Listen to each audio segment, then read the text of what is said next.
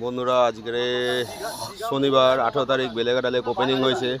আসা হয়েছে ছিপ ফেলতেই, ভাইরা দাদারা ফেলছে 111-তে। এ দেখতে পাচ্ছ এখনও টান হয়নি, 6:30 বেজে গেছে। মাছ খাচ্ছে না, পুরো গুমোট ওয়েদার, কোনো সিটে মাছ হয়নি, একটা আধটা ছাড়া। এই হচ্ছে লেক ওপেনিং হয়েছে, দেখতে পাচ্ছ। এই আমার সিট, রিকি দাঁড়িয়ে আছে 112। সে আগের বছরও যা ছিল এবছরও তাই 112-তে আছি। সবে ছিপ ফেলা হয়েছে, রিকি এখন দেখছে। ছোটো ভাই, এটা রুই মাছ ঢুকেছে, ছোটো রুই মাছ ঢুকেছে। কিন্তু যা ওয়েদার দেখতে পাচ্ছ, গাছের পাতা পর্যন্ত একটা নড়ছে না। মাছ খাবে করতে, শিকারীরা সব হাঁপিয়ে বসে আছে। দেখো, সব শিকারীরা সব হাঁপিয়ে বসে আছে। টোপ নিচ্ছে এখন, আটার টোপ। বেলেঘাটা লেকের পারফেক্ট টোপ একদম।